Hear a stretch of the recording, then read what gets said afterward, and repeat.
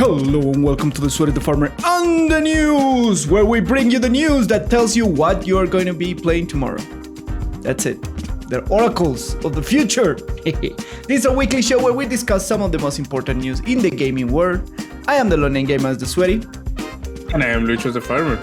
Thanks for coming together this week to talk about some relevant news. Some of the relevant news we bring you here. Yeah. Man, I got there is a uprising in sea shanties in the internet. I feel like I should do a sea shanty new introduction. Yeah. You can try it, for sure. Anyways, in the docket today we have Anthem is dead. Rest in peace. And subsequently, Dragon Age 4 will not have live service stuff. So there you go. Monster Hunter Rise will hit PC early next year. Anytime. Next year. And finally, Destiny 2's Witch Queen expansion delayed and a bunch of news from Destiny 2. Alright, my friend, without further ado, let's get to it. So, Anthem is dead. Rest in peace, Anthem. Yep. We talked 2 episodes ago that they were having a reunion, a discussion about deciding the future of Anthem, if they're gonna put more money on Anthem Next, which was the revamp of the project, like remaking it and making it better, or not. Yeah, correct. And the board took the decision of put it under the rug and say that this never happened. It didn't happen like that exactly. Yeah, it was more like they were... No, but what I mean is that people were expecting news much more faster than that it actually came out. And I started you could feel the rumble in the forums and the internet about EA hasn't said anything about Anthem. Yeah, everybody was like, uh-oh. And people were already seeing the trolling signs. You were saying, uh-oh. And apparently the noise got so loud that EA had to say something, right? That they had to say something. They could not say anything because they're not in the obligation of discuss internal production decisions. Oh, absolutely. Yeah. But the entire industry was so there was so much buzzing around that people for the respect of their community. I even saw one YouTuber, man, and I feel so bad. I was like, at least I jumped ship clean, right? I did 2 videos of Anthem. I was gonna go on full on the bus, but as soon as the ship started to creak, I took my boat and went away. But there were still YouTubers doing content for the game. Like an Anthem content? Yes. There's still YouTubers doing Anthem content for the game. And one of them were like, oh yeah, let's put this tag trending, save Anthem and blah blah blah. And in these days since the news of the decision broke, so in these days we've seen an increase of traffic on the game, so the developers know that we want the Anthem Next thingy. That's a shame. There you go. And That's there very you sad. go. Yeah, it's really, really sad, man. Really, really sad. So this affects a lot of people. That's the thing, right? This affects a lot of people in the Anthem community that still exists, For sure. and content creating and that sort of stuff. They in the meeting just blame COVID-19. It's oh no, pandemic. Yeah, no, that was not the problem. And everybody was saying that's just an excuse, dude. Every single news outlet was a bad excuse at that. Yeah, every single outlet was yeah, it was a hard year. Yeah. But everybody still released the games with a little bit of delay. So yeah, you just are opportunistic and getting a good excuse for canceling your stuff. Yep. That's so bad. So in purely news was they say they're canceling Anthem Next. They're focusing on Dragon Age 4. and they're just gonna keep the servers open. I give it a year maximum tops to keep those servers working. I give it a year till their player base is at a point where if you turn it off, nobody's gonna notice, or not a lot of people are going to notice. I give it a year of those servers existing. Yeah, that sounds reasonable. Yeah.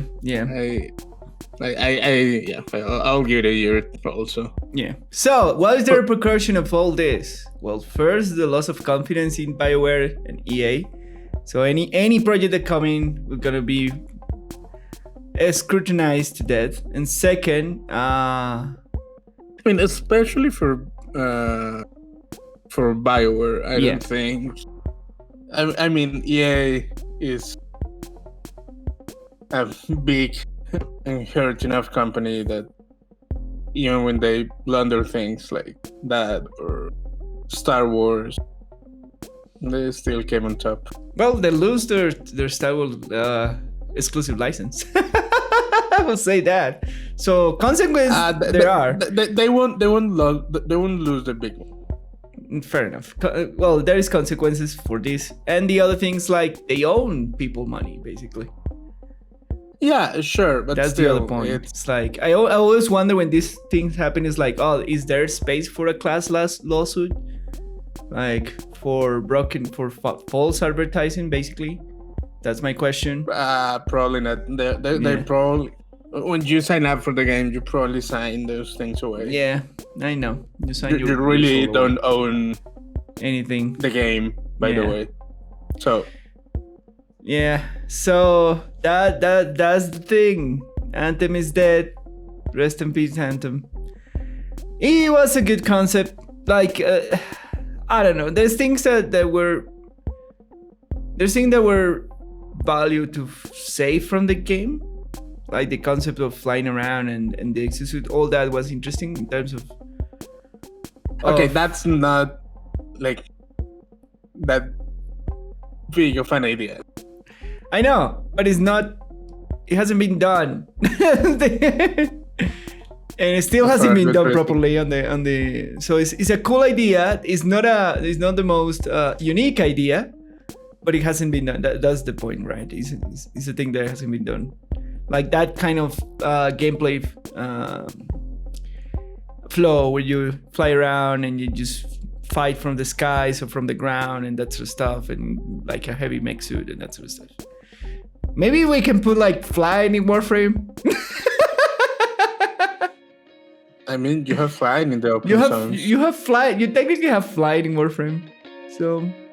No, maybe. in the open zones you have flying. Yeah, you technically have flying in Warframe. So maybe there it is. You can do what you just said. You can fight from the skies or jump down, fight from the. We just need a good Iron Man game. That's it. I really don't find the concept that appealing. Yeah, not everybody does. But anyways, well, yeah. So we'll never ever trust in a live service game now. That's the thing. Unless they're actually like that's very not forward. The lesson. Sure. The lesson is don't be a shitty developer and lie to your customers. No, the lesson is people shouldn't buy into a hype of any game. That is true. That's the lesson. And on consequences, it doesn't matter if it's like just if they're selling it as a live service or just a classic thing. It doesn't matter. Just you don't buy into a hype. Yeah, fair enough. Any consequences? EA discovered that water is wet. In fact, and that they ditch live service. And not only that, but they're sure that the future is good single player adventure things for BioWare. So they in fact discovered that the water is wet, and what everybody in the industry. I disagree with that statement. What do you say? Why? Because you're saying that BioWare cannot make live service games. Yeah, no. I'm saying EA. It's like EA discovered that there is a market for single player games. and stop putting focus in live service? I don't think so. There's too much money in live service. Of course, that's what they say. That's not what they're gonna do. They're not gonna start producing a bunch of like single player games. Yeah, but they stopped like pushing it out into Dragon Age 4, which was their plan.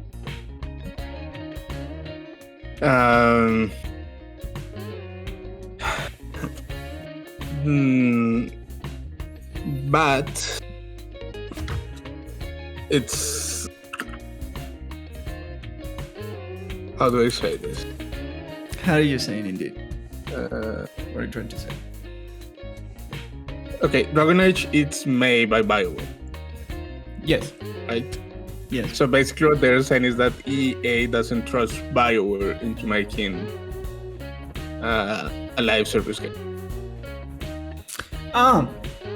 Okay. I know what you're saying.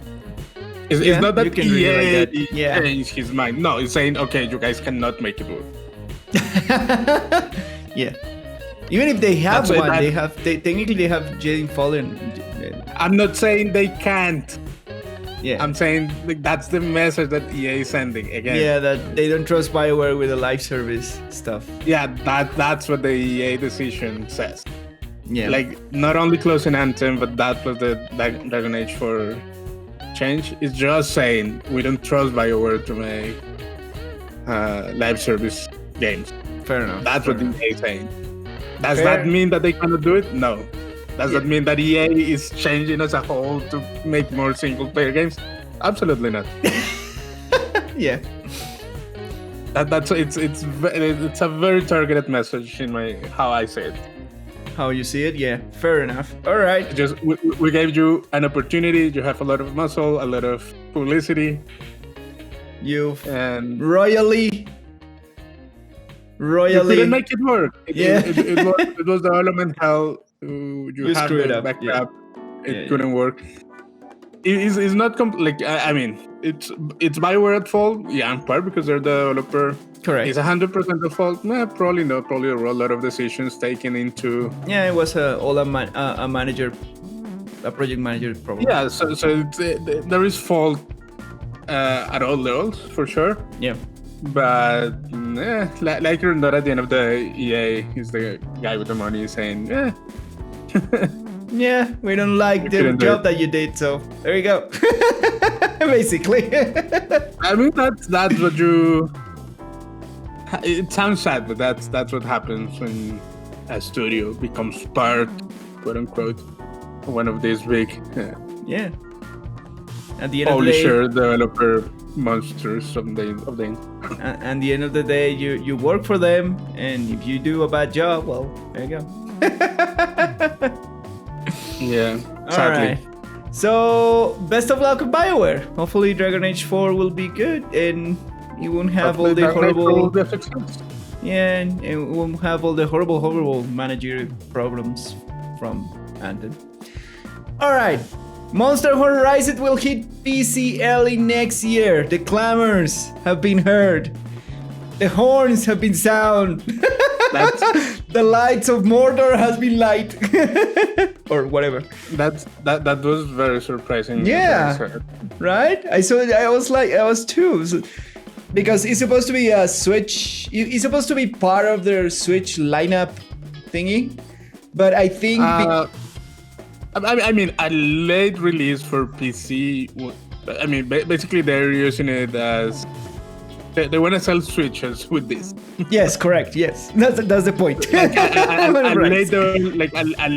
a year after or more release for PC won't affect that goal. Yeah, it won't be a problem. If the marketing goal is okay, we want to sell more Switches. Yes. That's probably going to happen when Rise launches, when people are hyped for the game. Correct. And you don't want to feel left out, so you spend the $400 extra into Switch. Correct. Yeah. Like a year after that, it's like, okay, if you're buying a game a year more after it was released, you're not buying into a hype anymore. Yes. So it is just I'm very glad they make it. It's probably not gonna affect what they are trying to with Monster Hunter. Yeah. So I don't know. It's win-win in my book. Yeah, it's amazing. Like, I'm very excited about it. Do I believe that it's gonna happen early 2022? I don't think so. Who knows? Yeah, that's the other question. Well, the question is how much developer muscle are they gonna put into the port, because they can just like make a straight like normal console port and leave it as is, and if that's the case, the graphics won't be as good as were, for example. Oh, I see what you mean. Yeah, and they could try to fix that and put it like in a better engine and translate it somewhere else. I don't know how this. I don't know if Rise is based on top of the Monster Hunter World engine. That is a combination of Havoc and which is it. Yeah. It probably is based on the same engine. Yeah. It's just like graphically optimized and some things probably downscale. Yeah. For the Switch capabilities. For the power consumption of the Switch. Yeah. One interesting thing is that most Switch games have two like operation modes. One when it's handheld and one when it's ported, and it draws a lot of power when it's ported. Like it draws enough power when it's ported. You can have like high resolution stuff running on Switch. Yes. How are they gonna handle the port to PC? I will assume,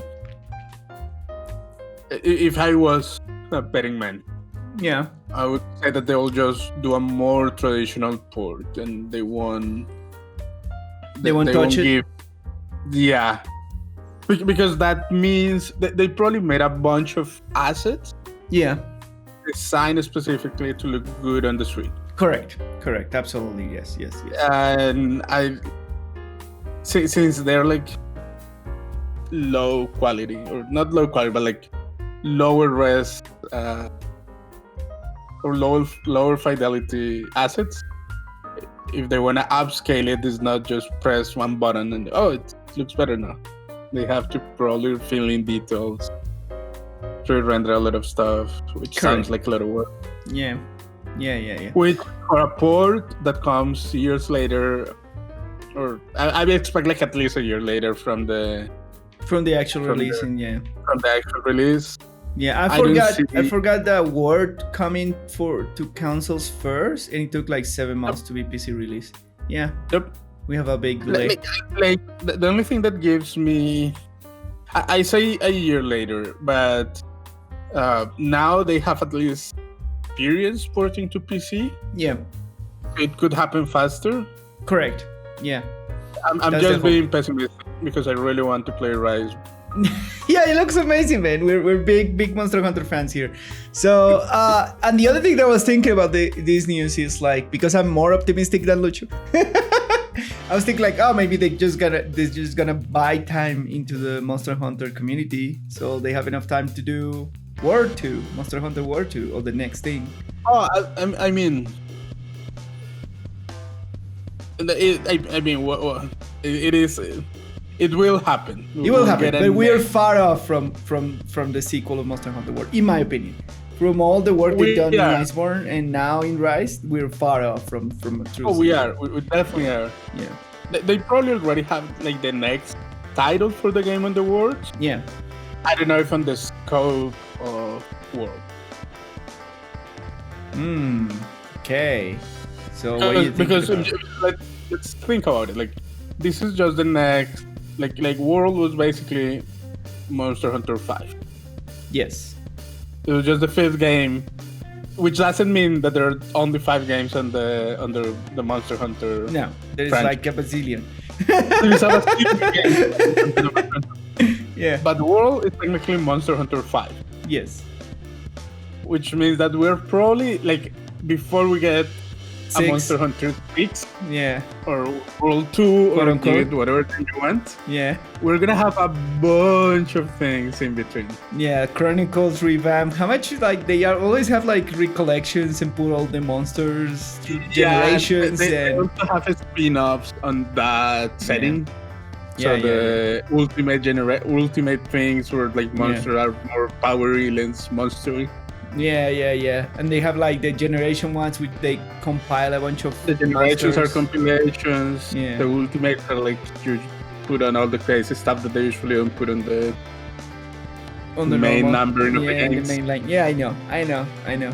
But so, you have to think about that development for those. It was like relatively more quickly because they were for PSP and portable consoles. So we'll probably still keep getting a lot of portable titles for Monster Hunter. Yeah, fair enough. And we probably will have. That's not changing. Yeah. Like we may have maybe at some point a generation. Yeah. Like I will assume that we'll get another one of these like spin-offy games like Rise. They're basically kind of the same game and the same generation, like the same engine. We'll get another one, and after that, maybe we'll get a big compilation. Yeah. So you're saying like even after the success of Monster Hunter World, they won't change their cadence of delivery. No. With the compilations and all those other stuff. No, definitely not. Like they won't upset their Japanese fan. Yeah, that's true. They won't do it. Yes. It's not gonna happen. Yeah. And the Japanese Monster Hunter fan base is very used to a cadence of release and the types of games that they release. That is where in which market handheld consoles are way more popular than for Western audiences. That is 100% correct. Yeah. So I expect to see more handheld releases, like more Switch or whatever. Yeah, and maybe like this one of two ports while we make time for the Western market for the sequel to Word. Yeah. So I'm pretty sure they value their hardcore Japanese fan base. They won't upset them by just rushing through a next big number game on the series. Yeah. All right. Nice. More Monster Hunter. It's always cool. We are very happy hearing that there is a port in the works. I was so sad that I was not gonna get a Switch to play this. I know. I was tempted to get a Switch. I was like, I want to play like, I don't know, what is this Zelda game? Breath of the Wild? Breath of the Wild. Yeah, there you go. That game looks amazing. I was like, but I like knowing me, I won't do an invest just for 2 games. Right? Okay. I'm not saying there are no good games on Switch. Yeah, but really the only one that I actually care about is Monster Hunter. Yes. I like Zelda. Yes. I don't care about Zelda enough to consider buying a console for it. Yeah, of course. I did for Monster Hunter, but still, it's like it's not inexpensive. Yeah, that is correct. So great news. All right, and finally. Oh no, go ahead. What? No, I was gonna say something else. Go ahead. All right, and finally, Destiny 2 Witch Queen expansion is delayed, and we have a bunch of information for next season in the week's TWAB or this week at Bungie. This is Destiny 2 giving us hope, apparently. Apparently, like at this time you have to take all this Destiny news with a grain of salt, like we have been before. So we have several factors which is interesting in the Destiny Bungie studio, the fact that they're expanding the studio, but we don't know if that's for Destiny. But we don't know if that's for Destiny or the new project that they haven't announced. No matter what the case is, like expanding apps is a very risky move. Yes, correct. So they're expanding on the studio. So we have a bunch of news about Destiny's Witch Queen expansion. The first one, and the most relevant one, is that the expansion is delayed. Okay, fair. Yeah, so it makes sense. With all the craziness of this year and everything happening, and the state of the game and the state of the game and the fact that they're working in another project and etc. Just given the state of the game. Yeah. Yes, Bungie, take your time. There we go. Yeah, take your time. So, Witch Queen expansion is delayed, but on top of that, they're getting rid of sunsetting. Are they getting rid of sunsetting? Yeah, they're getting rid of sunsetting. So apparently everything that you have this season is gonna be forever, including that includes armor and weapons. Okay, a question: are they retroactively getting rid of sunsetting, or just like, okay, from this point on, we're not gonna sunset anything? I don't have exactly. I heard that it's not. It is. I don't know. I don't know because they don't specify it in the 12. Yep. But I heard in one of the YouTubers saying that they think that they probably won't do it because the past weapons, like if you keep the past weapons, are still a problem. So they probably will they reset the pool. Basically, that's what they do. They just reset their pool. That's okay. Fair enough. Yeah. And they say that they're gonna figure out a way to keep things balanced. That is not to say. Okay, that's at least that's not the. Okay, is the game gonna have perfect balance? No. But they at least it seems to embrace that. Like, okay, yeah, they come to a realization that they're gonna grapple with the balancing of the game. And it is what an RPG is. It is what it is, yeah. it's like funny because like, all right, yeah, nobody likes synthetic. All right, fair enough. Okay, no, but that's good news. Yeah, so nobody likes. It's not that synthetic is bad. It's that the way they did it, it was terrible. Basically, it wasn't good. They didn't replace their loot pool quick enough. They reissue a bunch of weapons that you already had, and that was a problem. It's fine. They realized that they didn't have the muscle to make it. Which is fine. They didn't have the muscle to do sunsetting. So yeah, sunsetting is gone. People are in the Destiny community saying, "Oh, good." They realized that the way they were doing it doesn't work, but they say that absolutely they will have. They don't have a strategy right now, but they're developing a strategy to keep the game balanced, which I don't know what that will be. Okay, but to be fair, I for as much as I think, like even from the beginning that sunsetting was a stupid idea. Yeah, I give Bungie props for trying it out. Yes. Like they tried out, they believed that it was gonna work, and they deserve just the praise for sticking out to it. Give it in a try for like a whole expansion. Correct. Or piece of thing, whatever they call it. Yeah. And it didn't work. They tried out, fair enough. I don't know. Like I cannot. I don't like. I never like the idea, but. Hey, but at least they try sticking to the guns and at least they try sticking to the guns and see through the end. Even if the result was bad, right? Yeah. Even if the result was bad and they realize it, so now they're correcting their curse, which is fine.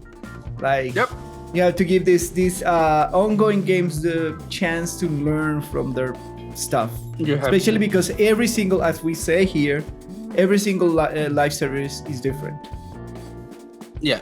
In what solutions have for their player base, for their problems, for the loot grind, for the power. What's the word I was looking for? The power creeping, for the power creep that is natural in these long-lived games.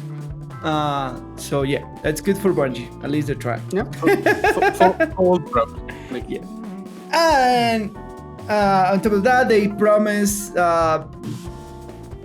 More stuff in terms of lore, like the last mission, which apparently was very good, very atmospheric. More stuff like that. Better delivery in their seasons. and working on the game. But the most important thing that is for Lucho is that in season 14, they're finally gonna bring Transmog. What's season 14? It's gonna be the first season of the next expansion? I think we're on season 13, so it's gonna be next season. But this season is gonna be longer. So it's gonna be one season before the expansion. Okay, I see. So this season is gonna be, I think this is gonna be like a month and a half longer, something like that. Okay, that's not bad. Yeah, and Ada 1 is gonna bring the Transmog. So the Black Armor is gonna reopen. I remember, I saw it. Okay, yeah, that's that gives me hope. Yes. I like, you know, I really feel bad for the poor engineers for maintaining or not maintain, but like developing the engine for Destiny. Yes. Like, okay, now we need Transmogs. Okay, it's gonna take months of exactly. How stuff works at the back end. I know, right? It's like, imagine trying to like change a big boat engine, like a cruiser engine, like the engine of a cruise, while the cruise is working. Yeah. I feel I really feel for the engineers. Yeah. like the real unsung heroes of all these things. Yeah. So they bring in Transmog. Everybody was happy about that. It was like, oh yeah, finally the promise, season 14. There you go. They're actually doing the promise that they say in the point that they say it. Right, there you go, season 14. That the season is gonna be delayed, technically speaking. I'm fine with that. Yeah, they're making time for the Witch Queen expansion and that sort of stuff. But we're gonna bring Transmog. Ada 1 is gonna be the one that is gonna do it. And the other part of that particular news is like that apparently you will need to do some sort of bounties for Ada 1 to get the currency to make the Transmog. So what is gonna happen is, like, in that season, the shaders are gonna be permanent. So no longer you will have that tab full of shaders. But once you get a shader, it's finally, oh Jesus! It only took them like 5. No, it only took like 7 years to do that. No, okay, but to be fair, that's probably that comes probably from the base design of the game. Yes. And that's something that probably the engineers needed time to change. Yes, because that was baked in since Destiny 1, that like shader system. But it was just design on the base Destiny 2 game. Yeah, so correct. I'm assuming that was a feature the designers told the engineers, okay, now we're gonna make this work, and then you're like, oh shit. Yeah, I know. But we've been asking for this particular feature forever. The shader system was always ridiculous. Like, why? Why does this exist? That's a very nice. Yeah, so there's gotta be permanent, and the only worry of the community has with all this good news is that you need resources to take a piece of armor and put it permanently into your Transmog pool. So that's how it's gonna work. I'm fine with that. Right? The worry is that those resources are gonna be sold in the silver store. I don't have as long as you can get them in game. I don't have a problem if they sell them as well. Yeah, of course. Yeah, they say absolutely you will get in the game doing bounties for Ada. The question of the community is how much will you get in game? It's gonna be limited, but I don't have a problem with that.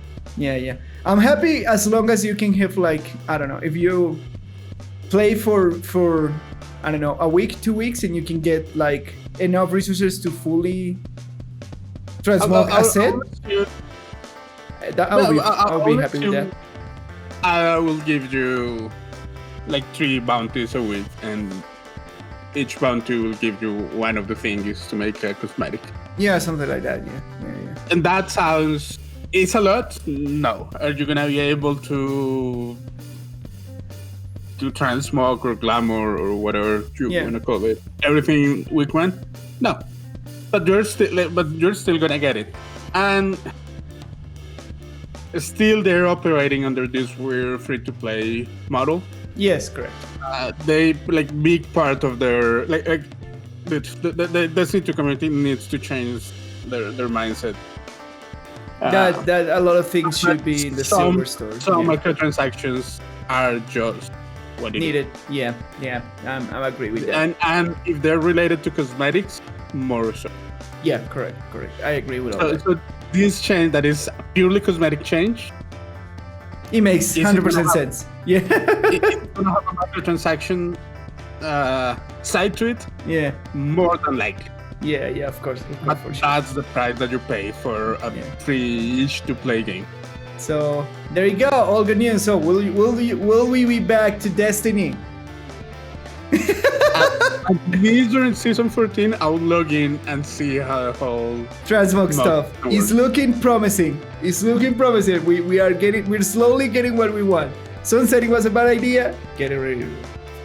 How they gonna? Right now, there's a big PvP problem with the stasis, which makes absolutely sense. Nobody likes to be CC.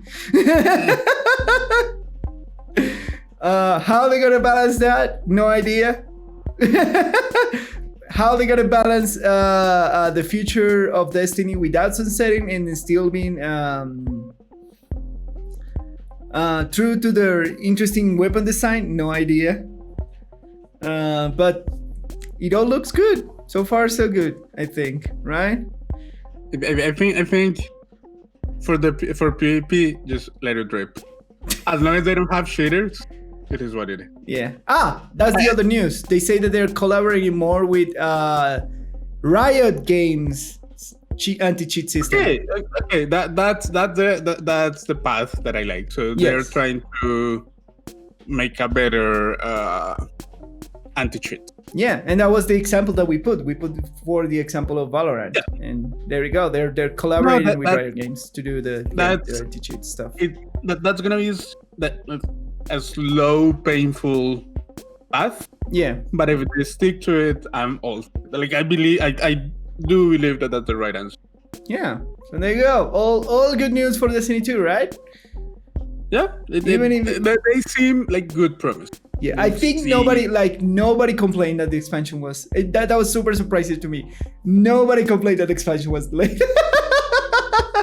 No, because I mean, people do understand, or I believe that most people do understand that the current one was kind of a shit show. Yeah, and it probably happened because they rushed themselves to it. Yeah. So. Yeah, I mean, just based on the state of the game, it is evident that it needs time to bake some stuff. Yeah, correct. So I'm not surprised that people are accepting of it. Yeah. So we'll be checking out Destiny next season to see how the transmog stuff works, and I'll at least look in to see how the transmog works. At the very least. Yeah, and if more good news keep happening, we will probably be back on Destiny. We really like the game. It's a very fun game to play with friends. Yeah. For sure. All right, and with those good news, we close this episode, my friend. That's all for this week's news with the Sweaty and the Farmer. Indeed. My name is Lucho, and you can find me on Twitter at LuchoPolanco. And I'm the London Gamer. You can find me on Twitter at the London Gamer. Don't forget to share, like, subscribe, click the notification bell, send us a kiss, everything social, all the things, all of those things, posted in everywhere, right? Send us your love, send us your feedback, tell us how we can make a better show. Thanks for coming to the Sweaty the Farmer and the news. See you next time. Bye.